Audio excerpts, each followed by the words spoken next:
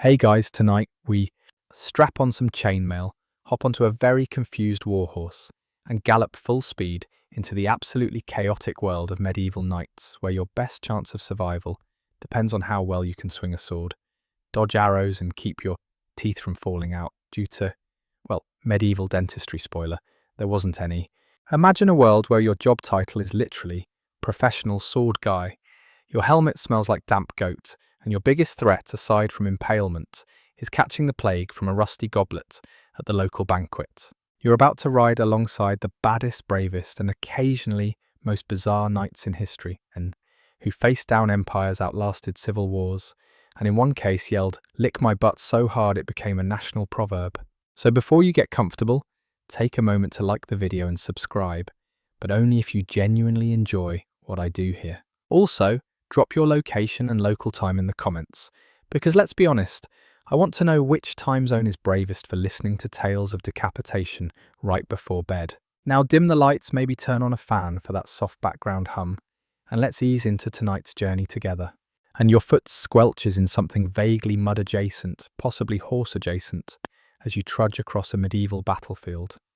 Congratulations, you're a knight now. You've got a sword that weighs as much as a microwave armor, that traps sweat like a Tupperware lid. And your biggest hope today is not dying from a paper cut that turns gangrenous. You might think being a knight is glamorous, epic quests, gleaming armor, damsels, swooning like overcooked pasta. But let's get real. Most days are 10% battle, 90% waiting in the rain, while arguing with Jeff about who forgot the whetstone. You sleep on hay-eat stew that may or may not include squirrel, and if you're really lucky, you'll avoid becoming a human pincushion during the next siege. Welcome to medieval Europe, where chivalry exists, but so does trenchfoot. The first thing you notice is how everything smells.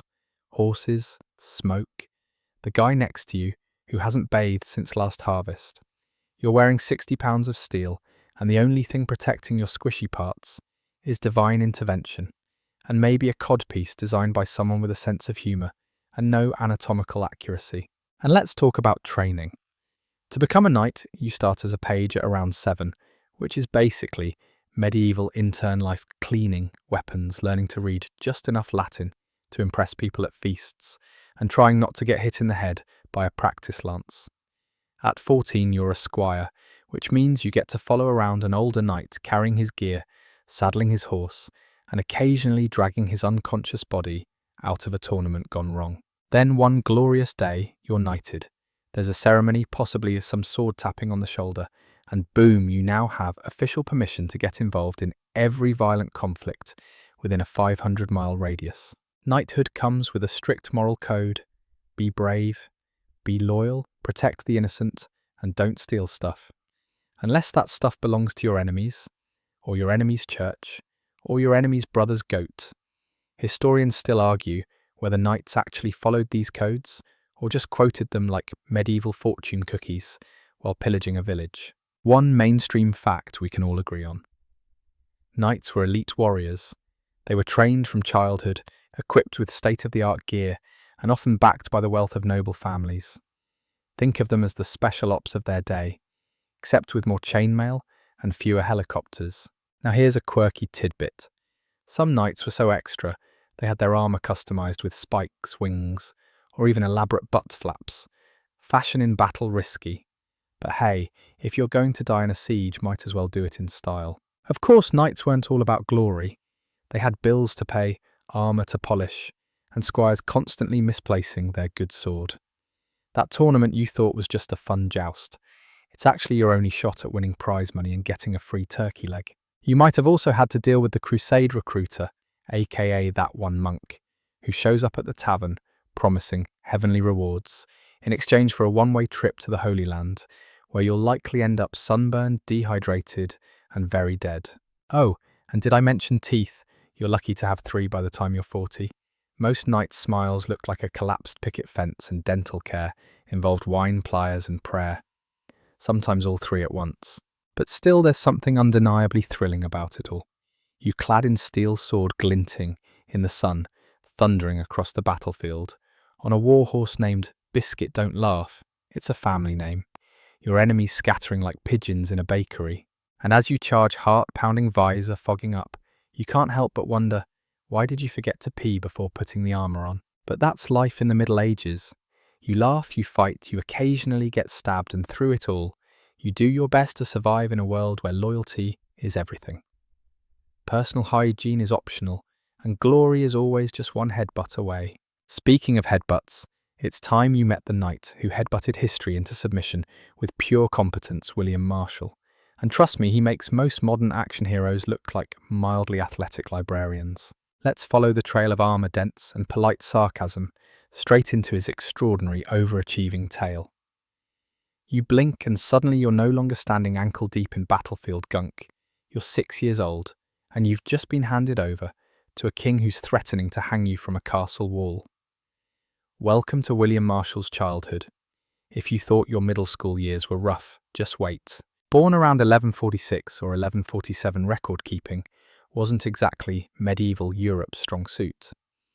William was the youngest son of a minor noble, basically the aristocratic equivalent of being the fourth remote control in a house with only one TV. His father, John Marshall, was loyal to King Stephen until he wasn't. Political flip-flopping was practically a hobby back then, and when John switched allegiances, Stephen retaliated by capturing young William. Now, most dads upon hearing we're going to hang your kid might cave, but not John Marshall. He famously told the king he'd rather lose a son than surrender his castle. Historians still argue whether this was a sign of sheer courage or extreme parental detachment. Either way, Stephen didn't hang William. Maybe he respected the sass, or maybe even medieval kings drew the line at child murder before brunch. Fast forward 6 years, and William's shipped off to France to become a knight. That's right, he's 12, has mild trauma, and is about to learn how to bludgeon people for a living. It's like Hogwarts, but with fewer owls and more dislocated shoulders. He trains hard. He learns how to ride fights and win at tournaments, those chaotic medieval versions of sports ball that combine jousting melee combat and mild to severe injuries. William gets really good, so good in fact that he wins over 500 tourneys. If they had fantasy night leagues back then, this guy would be first-round draft material every time. He doesn't just win, he thrives. He joins the court of Eleanor of Aquitaine, aka Queen of Clever Plots, and occasional royal drama, earns a reputation for chivalry, and avoids the medieval equivalent of office politics by sticking to a simple life philosophy: don't betray anyone. Do punch people if necessary. One mainstream historical fact: William became tutor-in-arms to the king's son, Henry the Young King, which sounds like a fancy babysitting gig until you realise it involves live steel and political scheming. He stood by the boy through rebellion and heartbreak, and when young Henry lay dying, he asked William to carry his crusader cross to Jerusalem. William actually did it. 2 years of heat, sand and Saracens. He went full medieval Boy Scout and returned with every limb intact. William's life reads like a power fantasy, knighted by kings, called on to negotiate the Magna Carta, and even briefly serving as de facto ruler of England when the king died and his heir was still toddling around in diapers. At 70+ years old, William was still riding into battles, while most men his age were busy not existing anymore. Let's pause and enjoy a quirky tidbit. William was buried in the Temple Church in London, which later featured in the Da Vinci Code. So technically, he's part of a Hollywood franchise. Bet he didn't see that coming. But of course, no hero escapes without some legend seasoning. He's said to have fought with such honour that even his enemies respected him. One story claims he saved Queen Eleanor from ambush by personally jousting the attackers into submission. Another says he once held off an entire castle's worth of enemies with just a sword, a horse, and a strongly worded stare. Sure, some of these tales may be more aggressively embellished than strictly factual, but that's the point.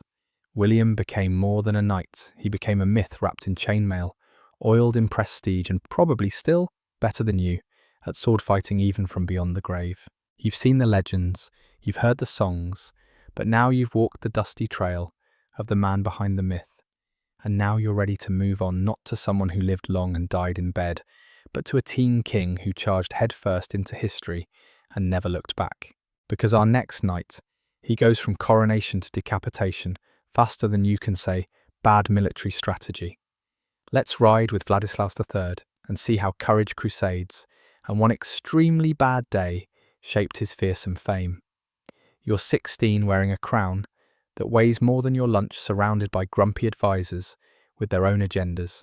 And technically you're king of two countries. No pressure, right? Welcome to the wildly dramatic, tragically short saga of Vladislaus III, a boy king, a crusading zealot, and a cautionary tale about what happens when your battle plan includes run straight at the enemy and hope for the best. Vladislaus, also known as Władysław III, if you're a fan of extra consonants, became king of Poland at the tender age of 10 because nothing says national stability like trusting a fifth grader with foreign policy. His father, Władysław II Jagiello, had ruled for nearly half a century and left a kingdom full of nobles who were, let's say, a bit too interested in filling the power vacuum. Among these was Cardinal Zbigniew Olesznicki, a man so politically savvy he could probably win a Game of Thrones spin-off. Vladislaus may have worn the crown, but Zbigniew was the one handing him the script. Now imagine this awkward political stage. You've got nobles plotting half-siblings, with throne envy and a court atmosphere thicker than barley stew. Historians still argue whether Vladislaus had any real control, or if he was just an impressively well-dressed puppet. Enter Hungary.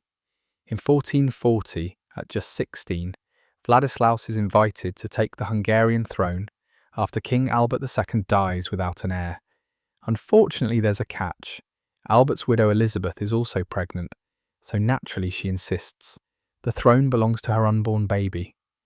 I mean, nothing says stable monarchy like wagering your kingdom on a fetus. The result, civil war. Vladislaus says, sure, why not, puts on his best armour and marches into Hungary with Pope Eugene IV's blessing. A 2-year brawl follows. Think Game of Thrones meets awkward adolescence, with less dragons and more papal guilt trips. Eventually, Vladislaus wins, sort of. He gets the throne, but it comes bundled with a big sweaty problem: the Ottoman Empire. Sultan Murad II is breathing down Hungary's neck like it owes him money, and the Pope demands that Vladislaus organise a crusade to push the Ottomans out of Europe. Now, Vladislaus is a genuinely pious kid, raised with Catholic fire and likely still dealing with puberty. He throws himself into the cause with holy enthusiasm. With the legendary general John Hunyadi by his side, he launches the 1444 crusade.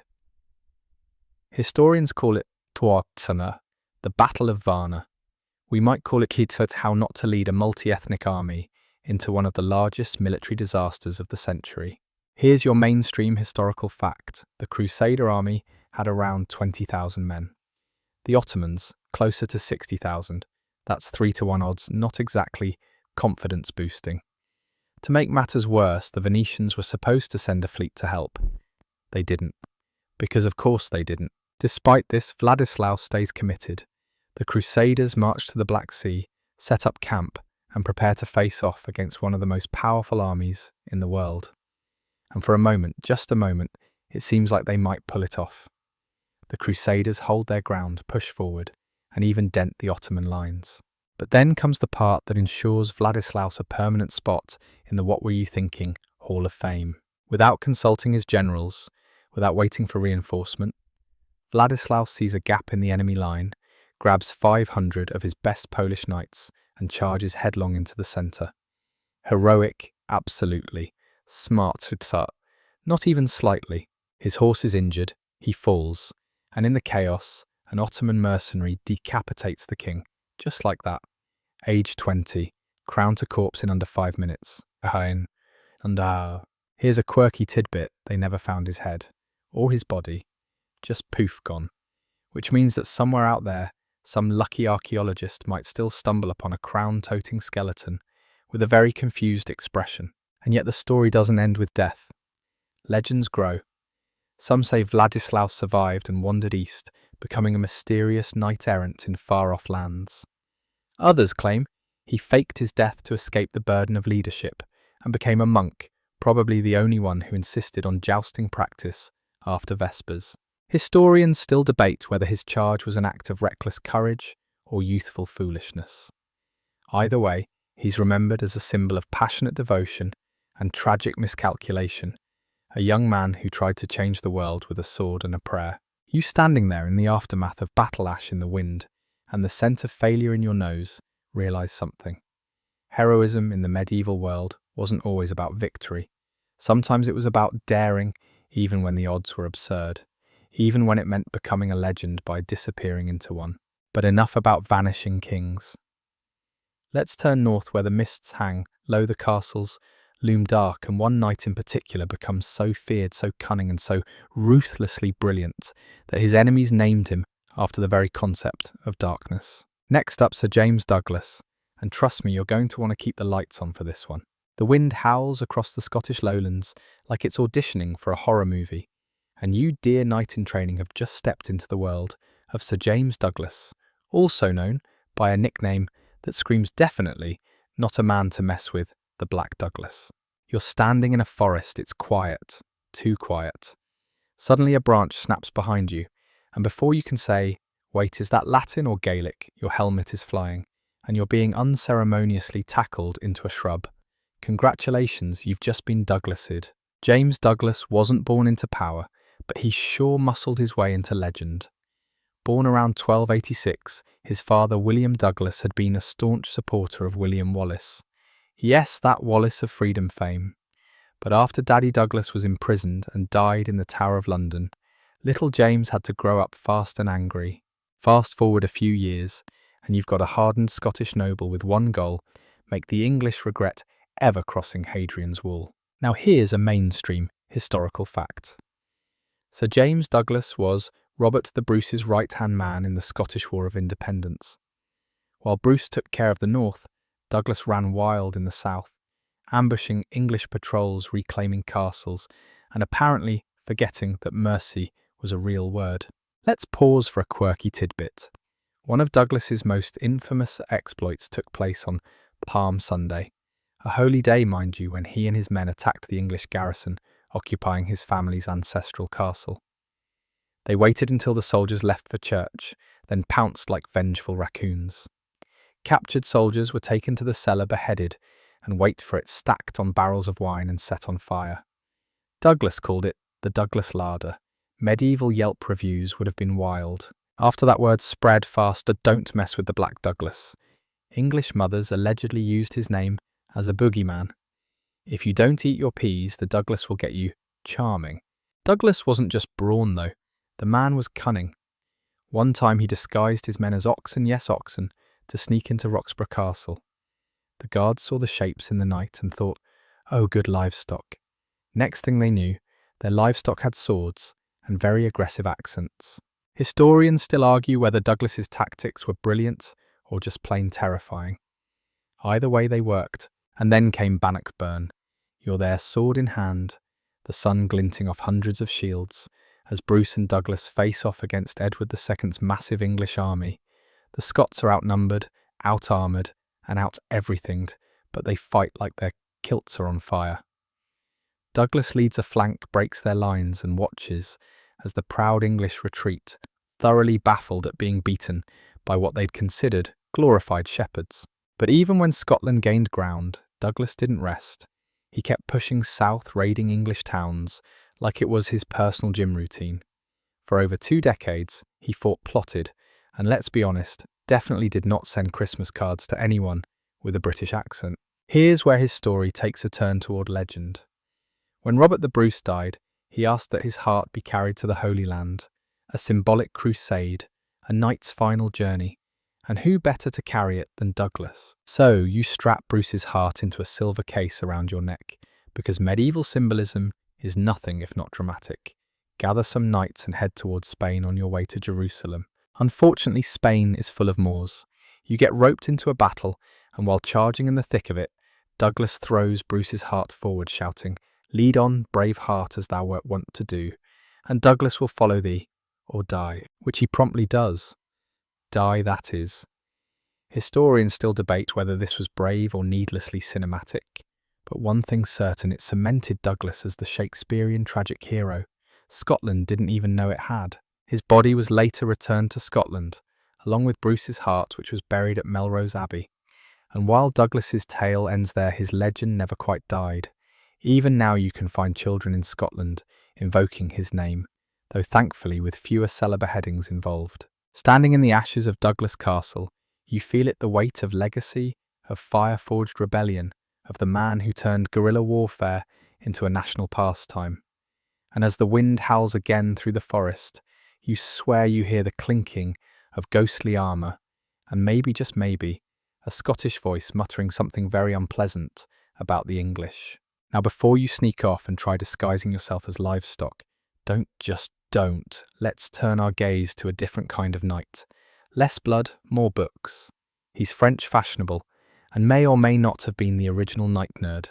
Ready to meet the man who wrote the manual on chivalry, and then died proving it. Geoffroy de Charny awaits. You open your eyes and suddenly you're in France, where the wine flows like water. The nobles smell faintly of lavender and ambition, and the knights write books when they're not stabbing people. Meet Geoffroy de Charny, noble, by birth warrior by trade, and possibly the only man in medieval Europe who could both crush your ribs with a longsword and critique your courtly manners in impeccable prose. Born around 1306 into minor French nobility, Geoffroy had all the ingredients for a classic knightly upbringing: titles, land, and a strong incentive to not be the family embarrassment. But unlike some of his sword-swinging peers who viewed reading as optional, Geoffroy believed in the power of words. That's right, this guy literally wrote the book on how to be a knight. And I don't mean a pamphlet, I mean the Book of Chivalry, a deep, earnest manual on virtue, bravery, sacrifice, and why punching your enemy in the face should be done with dignity and just the right amount of flair. But don't let the ink stains fool you. Geoffroy was no armchair philosopher. He was on the front lines of the 100 Years' War, a 116-year-long brawl between France and England, that historians still describe with phrases like "yikes" and "very expensive." Here's your mainstream historical fact. Geoffroy led French cavalry at the Battle of Morlaix in 1342 and got himself captured by the English. Which sounds bad, but honestly, medieval nobles got captured more often than socks disappear in laundry. It was like an elite networking event. You got captured, ransomed, swapped stories about who had the best dungeon food, and went back to fighting a week later. Geoffroy didn't take the capture personally. He returned, fought more battles, and even earned the job of carrying the oriflamme, France's sacred battle standard. Think of it as the national flag meets "Please aim all arrows here" sign. It was a huge honour, and also, statistically, a death sentence. But Geoffroy accepted it, because that's who he was: noble, valiant, and maybe a little allergic to self-preservation. Now, for a quirky tidbit, Geoffroy may have been the first person to take possession of the Shroud of Turin. Yes, that shroud, the one believed by some to show the face of Jesus. Whether he got it during a crusade or a weird medieval yard sale is unclear, but it adds a spicy layer to his already saintly resume. Of course, carrying France's most sacred battle flag, while also hoarding one of Christianity's most debated relics. That's a lot of spiritual responsibility, maybe too much, because in 1356 at the Battle of Poitiers, Geoffroy's number finally came up. Picture it: France, sunny day, English army on one hill, French on the other, and Geoffroy in the middle, holding the oriflamme like a cosmic lightning rod. The French charge. Things go sideways. The English, led by the Black Prince, who really leaned into the intimidating hair metal aesthetic, hold their ground. Geoffroy fights valiantly until he's cut down, flag still in hand. He dies a hero's death, the kind that gets whispered in smoky taverns and embroidered into tapestries by very dramatic monks. Historians still argue whether he fell due to tactical missteps, bad luck, or divine scheduling, but no one denies his courage. He left behind a legacy that blended muscle and manuscript, a knight who didn't just swing the sword, but told you why it should be swung, and what kind of emotional growth you should experience afterward. He was a crusader of honour, a scholar of war, and let's be honest, probably a nightmare to debate at dinner parties. Geoffroy's writing survives to this day, studied by historians, quoted by reenactors, and occasionally misused by modern motivational speakers. But his words still ring true, that true knighthood isn't just about victory, but virtue. And as you dust the parchment off your hands and step away from his battlefield-turned classroom, You can't help but admire the man who brought philosophy into the fray and carried both a pen and a sword with equal grace. Now, if you're itching for less nobility and more noise, you're in luck. Because up next is a knight who started swinging a sword before puberty picked fights with kings and had a nickname so intense it sounds like a bad dating app handle. Brace yourself for the firestorm known as Harry Hotspur. You're 13 years old. Your voice cracks when you shout your armour barely fits and someone just handed you a sword longer than your torso and said, "Congratulations, you're a knight now."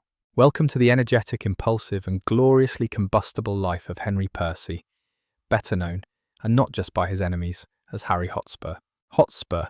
It sounds like a spicy dish or a sports team, but in medieval England, it meant run, or duck, or say your prayers and hope he's having an off day. Born in 1364 into the powerful Percy family, practically the landlords of northern England, Harry was a knight from the moment he could grip a lance and yell charge without tripping over his own chainmail. By 14, he was already fighting in Scotland, launching raids and collecting scars like Pokemon cards. And not just any raids. We're talking midnight cavalry dashes, border skirmishes, and some seriously illegal goat rustling. The Scots nicknamed him Hotspur for his aggressive, no-chill battle style. It was less wait for orders and more kick open the gates and ask questions later. Here's your mainstream historical fact. By the age of 20, Harry was appointed Warden of the East March, meaning he was responsible for defending England's border with Scotland. Basically, he was given a giant region, a bunch of soldiers, and a job description that boiled down to keep the Scottish from wrecking everything. He did a great job. By great, I mean he was so ferocious that even Shakespeare couldn't resist turning him into a character. Spoiler, in the play he's still a hothead. But being the king's favourite warrior doesn't mean life's easy. Harry got caught in the mess of England's royal soap opera. First he served King Richard II, who gifted him titles and coin. Then came Henry Bolingbroke, Richard's cousin, who decided the crown would look much better on his own head. Now here's where things get spicy. The Percy family. Harry, his father and his uncle helped Henry Bolingbroke dethrone Richard. Big move, risky move. But it worked. Henry became King Henry IV. Time to relax and enjoy royal rewards. Right. Wrong. Turns out Henry IV wasn't much into sharing. The Percys, despite helping him rise to power, felt cheated. Promised payments went unpaid, lands went ungranted, and to top it off, Henry demanded the return of Scottish prisoners that Hotspur had personally captured and was very fond of, and probably already naming. Historians still argue whether this feud was about power principle or just really awkward banquet seating arrangements. So naturally, Hotspur did what any slighted medieval knight would do. He rebelled. In 1403, Harry led a full-on uprising against the very king he'd helped crown. It all culminated in the Battle of Shrewsbury, a clash so intense, so legendary, that it left scorched marks on England's memory. You're there, armour strapped on sweat beading under your helmet, facing down the royal army. Arrows darken the sky, trumpets blare. Harry charges like a medieval missile, aiming straight for the king. He cuts down the king's standard bearer, breaks through the lines, and nearly changes history. And then he dies. Not dramatically, not even cinematically, just quietly. Historians disagree on whether it was an arrow to the face or a blade to the gut, but either way, Harry Hotspur's flame burns out on that field at just 39 years old. Here's your quirky tidbit. When Henry IV saw Hotspur's corpse, it said he wept. That's right, the king cried for his rebellious former ally. Probably because Harry was a pain in the royal backside, but what a magnificent pain he was. After his death, they cut off Hotspur's head and stuck it on a pike, because medieval politics was mostly Game of Thrones with worse hygiene. But even decapitated Harry was admired, feared, remembered. Shakespeare would later immortalise him as the brash, brave foil to Prince Hal in Henry IV, Part 1. Hotspur doesn't survive the play either, but he steals the show, just like in real life. You look out across the field now, silent. The sun sets, the banners sag, and you realise not all legends die in bed. Some ride screaming into battle and leave behind a name that smoulders for centuries. But if you thought a hot-headed English knight was wild, Wait until you meet a man who loses a hand, shrugs and commissions a blacksmith to make him a weaponized replacement. We're off to Germany now to meet a man made of vengeance steel and the most metal prosthetic ever forged. Introducing Götz von Berlichingen, the Knight of the Iron Hand. You're galloping through the German countryside, dodging crossbow bolts, and someone just yelled a phrase that roughly translates to, "He can kiss my armoured behind." Congratulations, you've officially entered the world of Götz von Berlichingen, the knight who turned a war injury into a fashion statement and an insult into a national motto.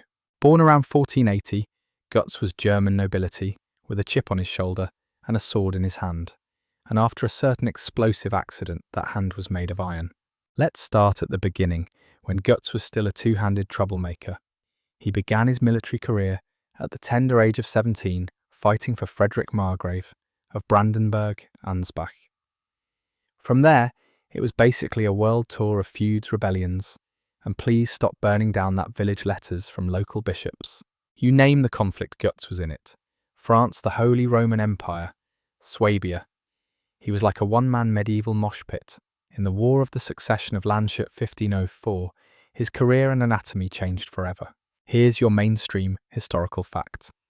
During the siege of Landshut, a cannonball hit Götz's right arm so hard it sent his sword flying straight into the bone.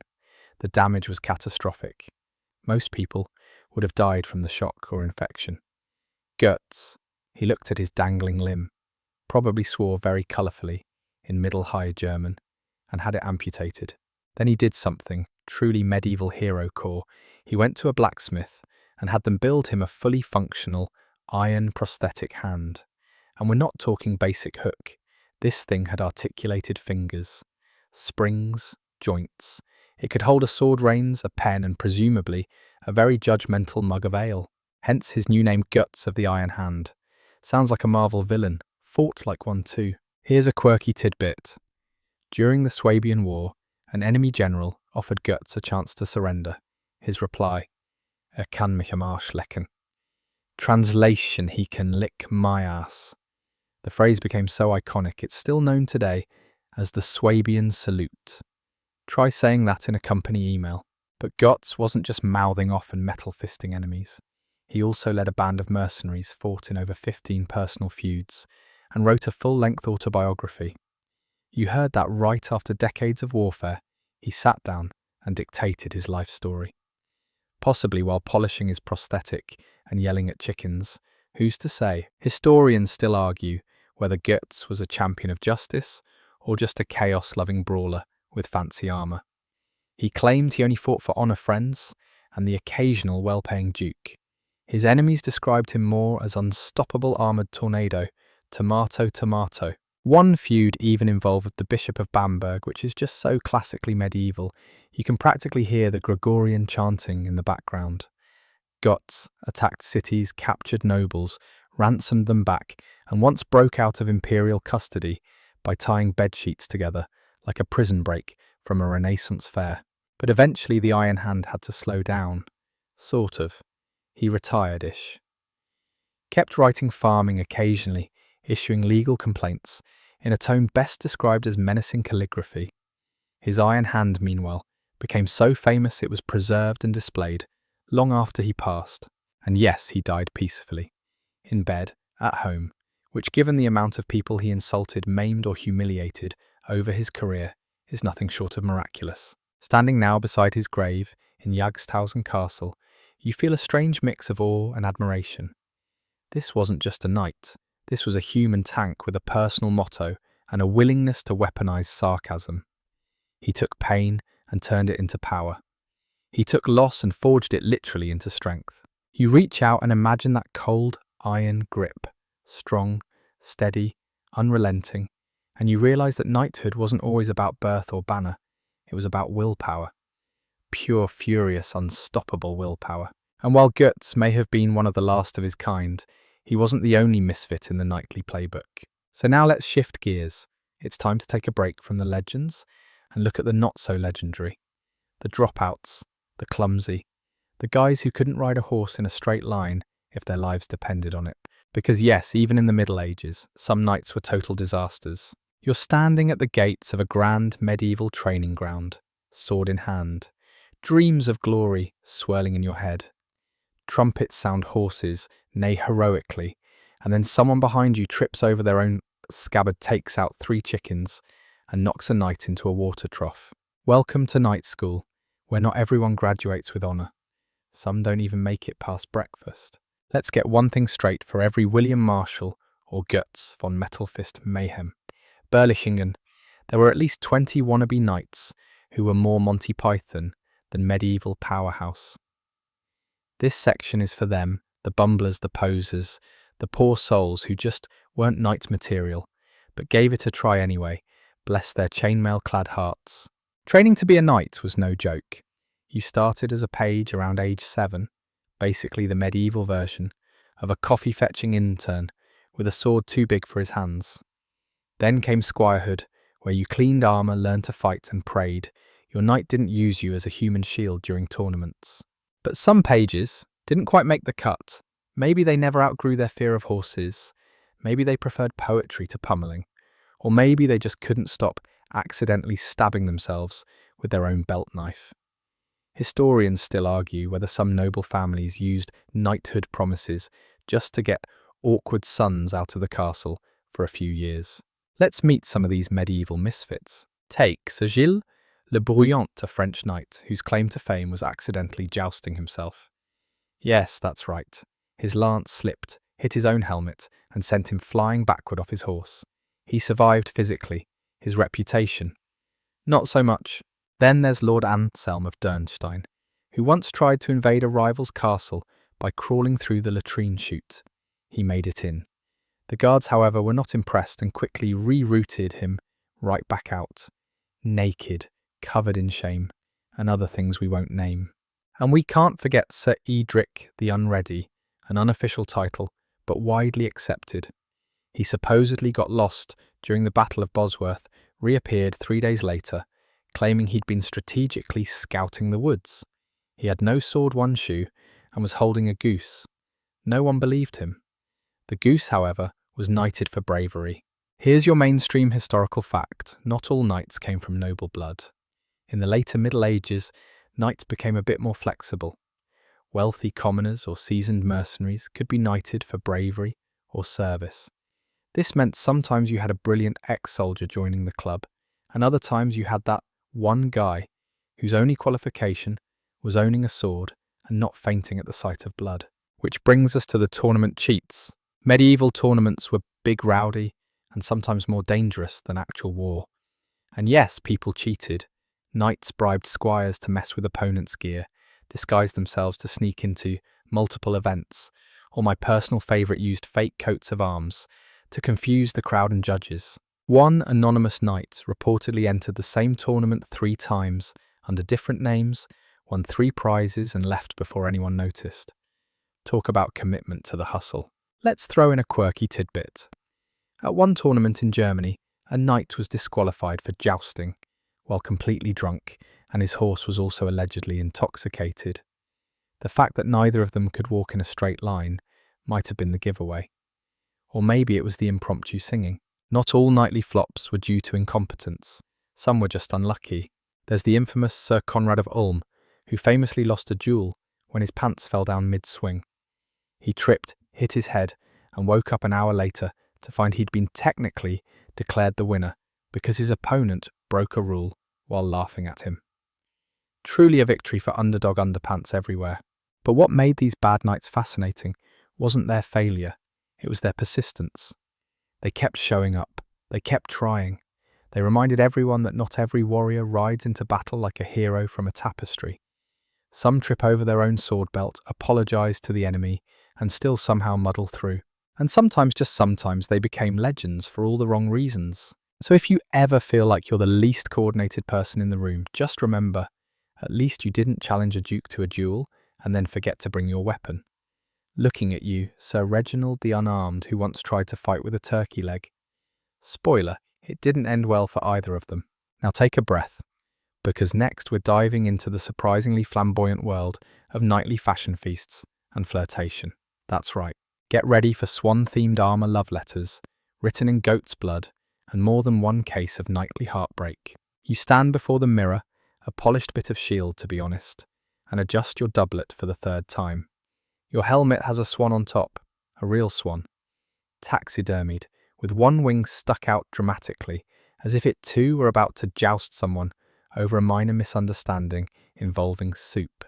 Welcome to the flamboyant fluttery and frequently ridiculous side of medieval knighthood, where courtly love, absurd fashion and awkward serenades collided in glorious armour-clanking chaos. Sure, knights were warriors, but off the battlefield they were romantics, fashionistas, and part-time poets with a flair for theatrical misery.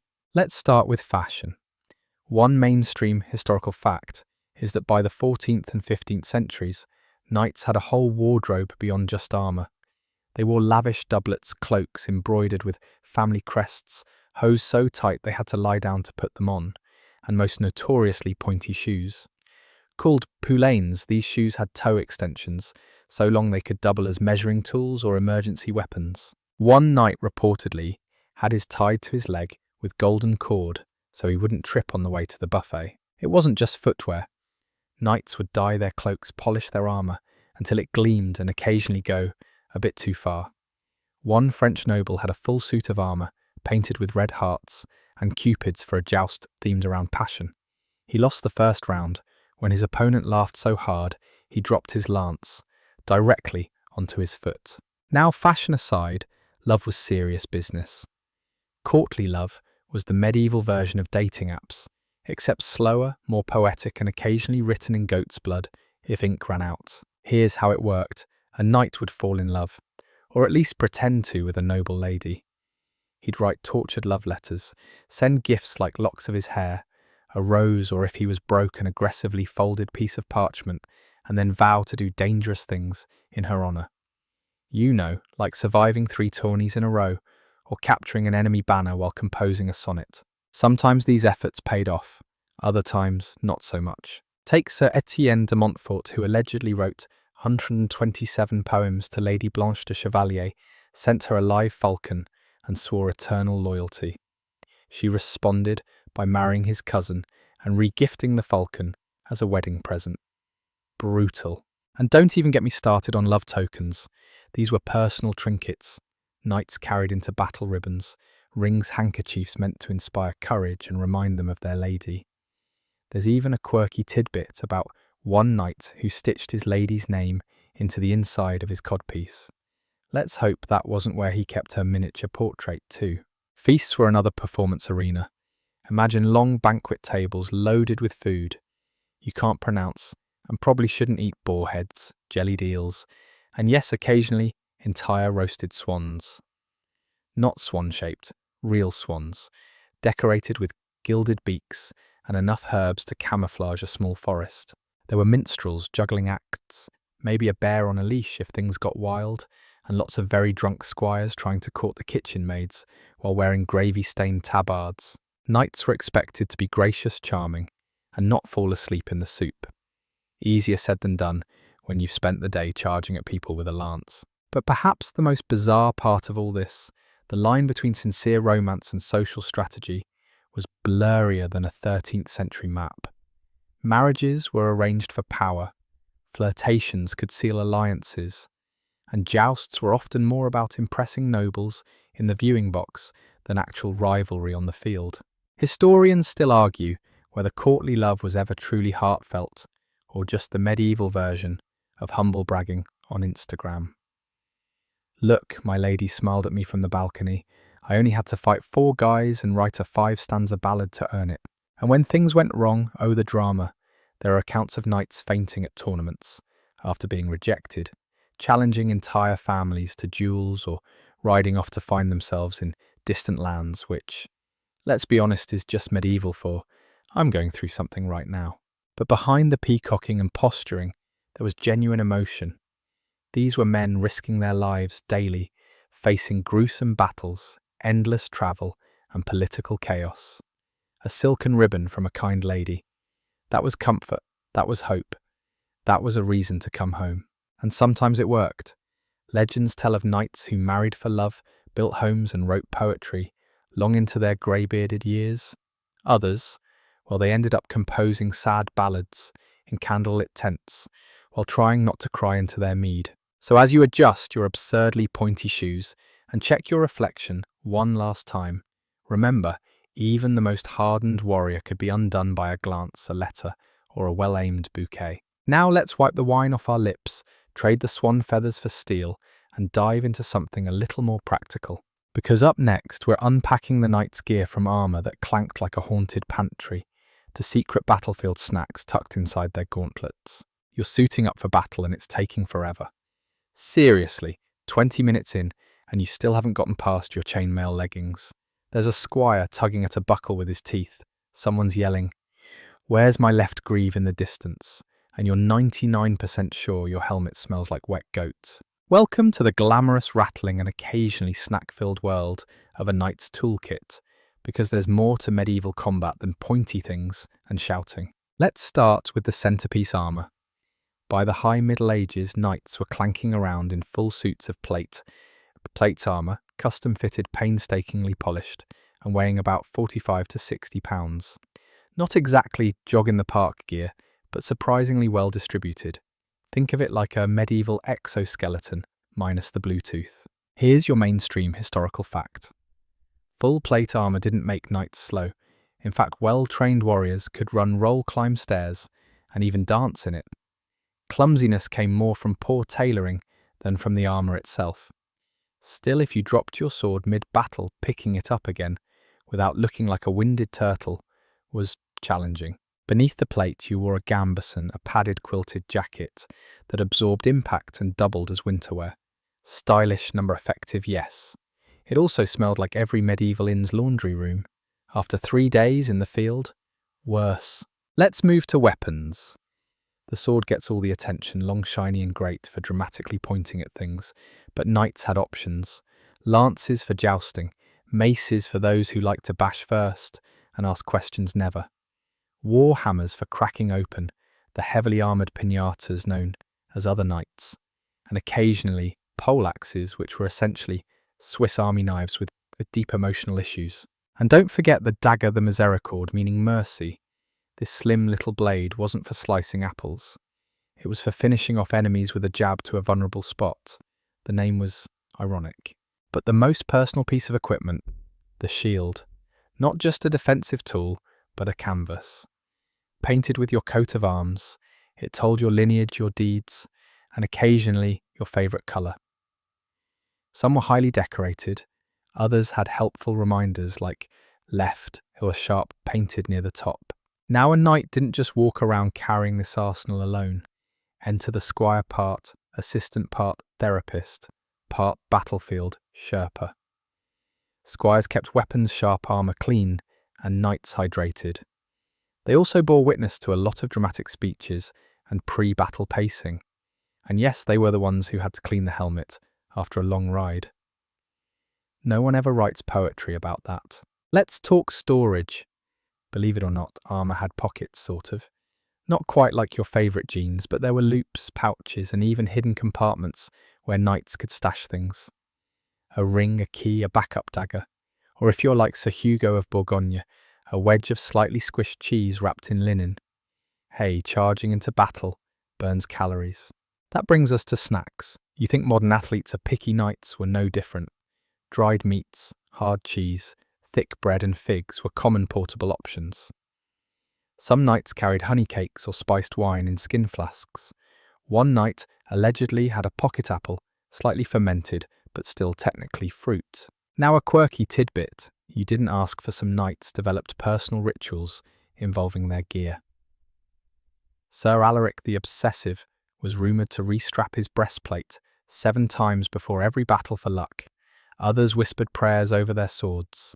One French knight apparently talked to his boots and called them Jean and Pierre. No judgment battle is stressful.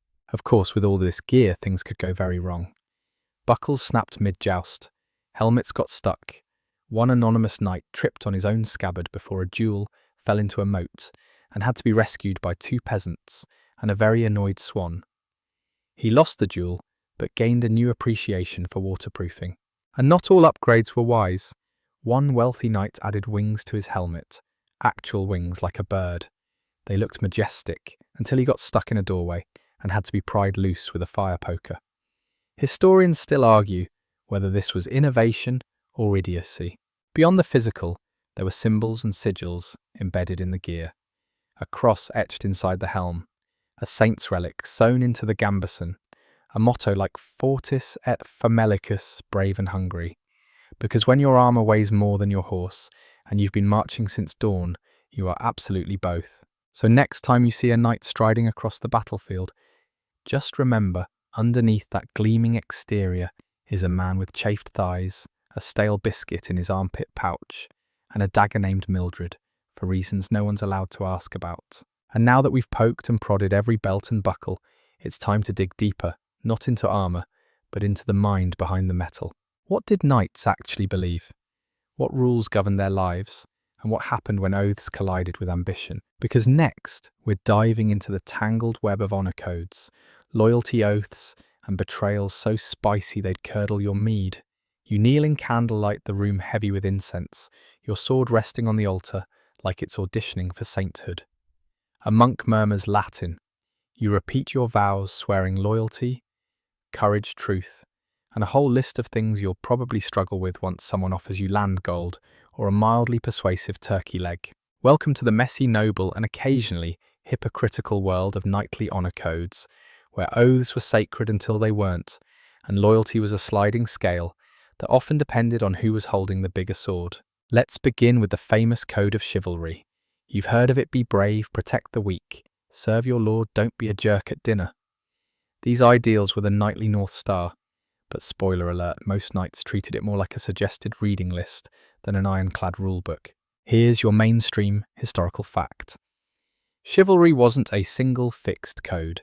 It evolved over time, shaped by church influence, royal preferences, and whoever wrote the fanciest poetry that year. By the 13th century, it was equal parts warrior's code, religious doctrine, and PR campaign. Because let's be real, nothing boosts your image like riding into town after a siege and loudly quoting Latin while handing out bread. But let's not get too cynical. Many knights did strive to live by their vows. They prayed before battle. They ransomed, rather than executed, defeated foes. Some even funded churches, fed the poor, and avoided pillaging entire villages on Sundays. Progress, of course, others, not so much. One infamous knight swore to protect pilgrims, then promptly robbed them in exchange for protection fees. Another took an oath of poverty, then spent 3 months trying to install gold trim on his stirrups. Historians still argue whether these contradictions were due to moral flexibility or simply poor memory. Let's dive into some oath drama. Imagine you've sworn loyalty to your lord. You wear his crest. You fight his enemies. Then, his politics get awkward. Maybe he sides with the Pope and you're more of an emperor guy. Maybe he marries someone whose cousin once insulted your dog. What now? Well, medieval knights often dealt with conflicting loyalties. Lords changed sides, kings got deposed, entire kingdoms flipped alliances faster than a squire drops his lunch. Knights were expected to adapt ideally, without betraying their honour. It didn't always go smoothly. Take Sir William de Blaubee, who swore fealty to both the King of England and the Duke of Normandy until they went to war with each other. William tried to remain neutral, which in this case meant hiding in a tavern cellar, and emerging 3 weeks later with a new name and slightly more facial hair. Then there was Sir Henri de Valence, who famously broke his oath to his liege lord and replaced it with an oath to his liege lord's ex-wife. Scandalous, yes. Smart, probably not. He ended up on the losing side of both divorce and battle. Here's a quirky tidbit. Some knights took oaths of outrageous specificity. I swear never to sit until I avenge my cousin's goose. I will not bathe until I retrieve my family's banner. One French knight vowed to sleep only on the ground until he defeated his rival. It took 3 years. His back never forgave him. Oaths weren't just for lords. Knights also swore loyalty to chivalric orders' exclusive clubs like the Knights Templar or the Order of the Garter. These groups had their own rules, ceremonies, and in some cases matching cloaks. Think military fraternity with a side of holy mission. The Templars, for instance, took vows of chastity, poverty and obedience, which is adorable, considering their order later became one of the wealthiest institutions in Europe. That escalated quickly. Then there were the betrayals. Oh, the betrayals. One knight famously turned on his commander mid-battle after being promised land gold and a marriage alliance that included 5 goats and a slightly haunted vineyard. Another pretended to surrender a castle, lured the enemy inside and then locked the gates. He called it strategy. Everyone else called it Tuesday. Historians still debate whether these betrayals stemmed from desperation ambition or just really poor impulse control. But betrayal wasn't always about stabbing your lord in the back. Sometimes it was about betraying the ideal, fighting for glory, then looting innocents, pledging to protect the weak, then ignoring the cries of the vulnerable. It's easy to make an oath in a chapel. It's much harder to keep it when you're starving bloodied and someone offers you a shortcut. And yet in all this contradiction, knights were still expected to try, to walk the line, to wrestle with their choices. That's what made the truly honourable ones stand out. Not perfection, but persistence. As you stand now in a cold chapel, echoes of footsteps long gone around you. You feel the weight of centuries of vows, some upheld, some broken, all remembered. And finally we come to the end, not just of oaths, but of our long and winding journey through lance-swinging, love-letter writing, goose-jewel losing history. One last tale awaits. One final ride through the myths and legacies these knights left behind. Because even if their swords are sheathed and their armour rusted, the stories of the most dangerous and feared knights still rattle through time. You ride through mist that clings to the ground, like a ghost that misplaced its sheet passing the ruins of castles' fields long abandoned and the echo of battles long silenced. Armour creaks, a distant bell tolls. Somewhere a bard is probably butchering your legacy in a tavern. This is the final chapter, not of war, not of knighthood, but of memory. Because legends never really die, they just get louder in the retelling. You've walked alongside titans. William Marshall, the polite wrecking ball, who lived long enough to see 5 kings and still found time to do his taxes. Vladislaus III, the teen king who took on the Ottoman Empire with more guts than sense and disappeared so dramatically, historians still check their closets. The Black Douglas, who snuck into castles and hearts like a Scottish Batman with fewer gadgets and more cellar arson. You met Geoffroy de Charny, the knight scholar who bled honour from both quill and blade. Harry Hotspur, who practically invented the angry young man trope 600 years early. Götz von Berlichingen, who lost a hand and said, "No problem, I'll just get one made of metal," and then threaten people with it. And let's not forget the misfits, the pants-dropping duelists, the overly poetic falcon gifters, and Sir Reginald the Unarmed.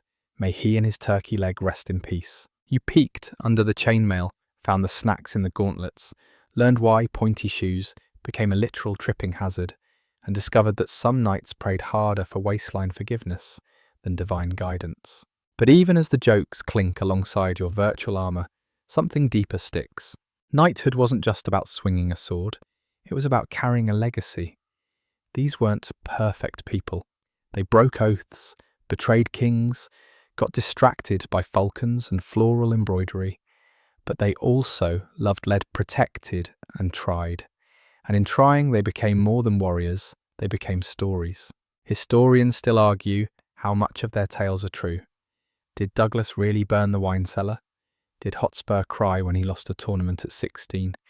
Did Götz really invent the sassiest insult in European history? Maybe, maybe not. But the fact that we're still talking about them, debating, laughing, marvelling, that's the real legacy.